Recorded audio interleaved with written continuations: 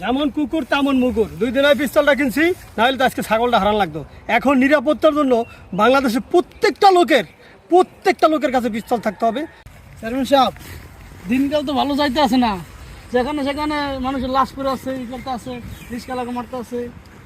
আরে দিনকাল ভালো যাইতেছে না, নিরাপত্তা নাই, এলিগে তো জিনিস এটা রাখছি নাকি। নিরাপত্তার জন্য একটা কিছু করতে এই যে করছি, এই যে এটা মাল চলবে। কি নিয়ে আইছি এখন হন।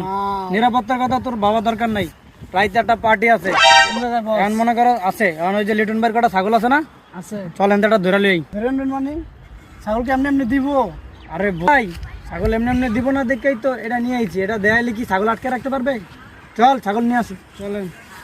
পাগল জানি কোন আনসার বোঝো না, ছাগল তো আনতে যাইতে আসি, কি কেমনি এমনি ছাগল দিব? এবার তো পিস্তল আছে, খুনাখুনি হয়ে গেলে বসের তো টাকা পয়সা আছে, বসে বাইসে করবো, আনে কেমনি বাসি? আমার তো বাঁচতে হইব। বস, আমার তো এমার্জেন্সি কাজ আছে, কাজটা সারিয়া পরে আসে। তাহলে তুই তাড়াতাড়ি যা, আমি ছাগল নিয়ে আইতে আছি, যা। আচ্ছা বস, ঠিক যা। আছে। পাগল জানি কোন অনন্ত লই, অনন্তর ফোন দিয়ে আন। অনন্ত কই রে? হেজু গাছ তলে এই বিলে তাড়াতাড়ি আয় তো, একটা কাজ আছে। হ্যাঁ তাড়াতাড়ি আয়। ভাই খেয়েছে এই লিটনের ছাগল আনতে দাম, তাড়াতাড়ি চল। ভাই ছাগল কি দিব? পিস্তল আছে লাগে, তুই কোনটা ভাঙিস না।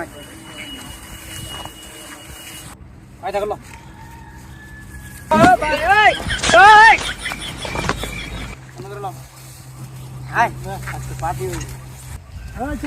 ছাগল জানে রাইতে পার্টি আছে, এটারও জবাই করবো।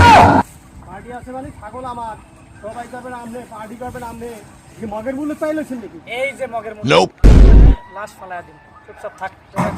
এই চেয়ারম্যান, এই পিছনে দেখা, লাশ করে যাবে কিন্তু লাশ, মাল কিন্তু আমার কাছে আছে। কামটা করছি কৃষকের হাতেও পিস্তল। স্যার তুই কৃষকের ছাগল টাকা না দিয়ে নাচকা, জানাস না টাকা দিতে হয়? হ্যাঁ চাঁদাবাজি করতে আছো, চল তাড়াতাড়ি।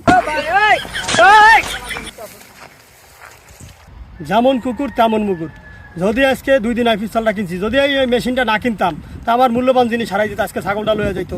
সেদিন দেখছি এক জুতা আলা এক মুসি, সে জুতায় কালি করছে, পয়সা না দিয়েই গেছে গা, টাকা দেয় নাই, জোর করে গায়ের জোর আছে, সে টাকা না দিয়েই গেছে গা। ওই মুসিয়াল আরও বুদ্ধি দিতে হইব যে ভাই তুইও একটা পিস্তল রাখ, জুতায় কালি করো তাতে কি হয়েছে, তুইও নিরাপত্তার জন্য, তোর মাল জিনিস হেফাজত করার জন্য তুইও একটা পিস্তল রাখ, তাই জুতার কালি করিয়ে কেউ টাকা না দিয়ে যাইতে পারবে না।